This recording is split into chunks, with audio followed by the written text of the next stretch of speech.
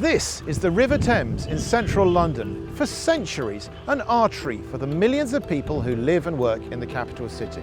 But at the moment, what is a serious cause for concern is what is going into the river now, because Britain's rivers and coastal waterways are in the grip of a major water pollution crisis. The combined nature of Britain's often very old drainage system means that rain and sewage disposal share the same pipes. This means too much rain could potentially overwhelm sewage treatment facilities, so a limited number of sewage discharges into waterways are permitted to prevent the system from backing up. But these are now happening on a more and more frequent basis and more visibly. And at the same time, privatised water companies, who have often run up huge debts but continue to pay out to shareholders, are putting water bills up and up.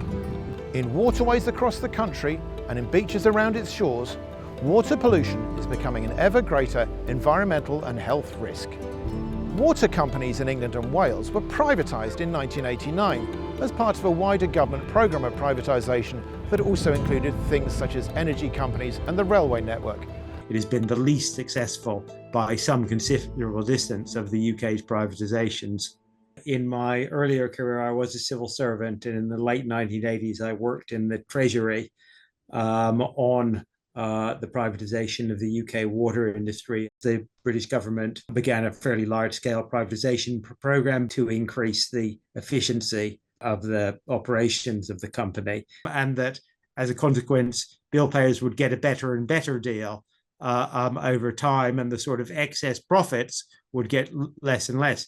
And unfortunately, almost exactly the opposite happened. The companies got better and better at gaming the regulatory framework, creating new financial and corporate structures, and extracting more money out of the businesses. So instead of them being forced to invest more, take still reasonable but lower profits and dividends, the opposite happened. And we've seen, I think, over the last 10 or 15 years, things get steadily worse and worse. And as a consequence, consumers and the environment and the public as a whole has got a worse and worse deal out of it.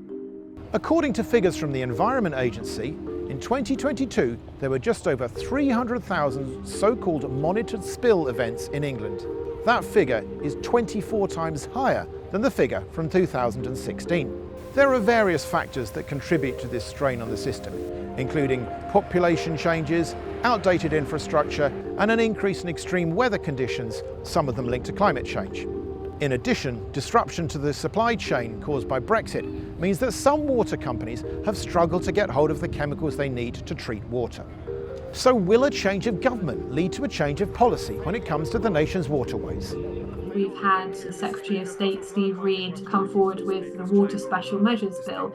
It looks at fines for water company executives. It looks at increasing powers to the regulators to charge and fine the water industry. But nowhere does it talk about the enforcement of the law, the increasing of the budgets and the availability of funding for environmental regulations, so they're empowered and able to have the capacity to uphold the law. And that needs to tackle all sources of pollution, not just the water industry. We need to look at agricultural pollution, we need to look at the runoff, we need to look at chemicals that are entering the waterways, and this needs to be a very holistic plan. Members of the public are being urged to join a March for Clean Water protest to demand change to how the country's waterways are looked after and managed. We're coming together as a coalition of over 70 organisations from environmental groups, from local campaigners, to river users, to water sports enthusiasts, to rowers, anglers, faith groups, everyone who is concerned and worried and angry about the state of our waters and the lack of action that's been taken to restore them to health. So we're going to be gathering, flooding the streets, and we want to give the government a really clear message that they have to act now and have to act fast. In the summer of 1858, the River Thames became so foul and so polluted that an event which has gone down in the history books as the Great Stink occurred, which almost led to the abandonment of Parliament. Instead, it resulted in the building of London's sewage system and the cleaning up of the river. In 2024, a second metaphorical Great Stink is taking place, not just in the River Thames, but in waterways across and around the whole country. And although the reasons behind it may be different, the outcome is very similar. Britain's waterways and how they are maintained and treated are in desperate need of a clean-up. And the longer it goes without that problem being addressed, the greater the stink for all concerned.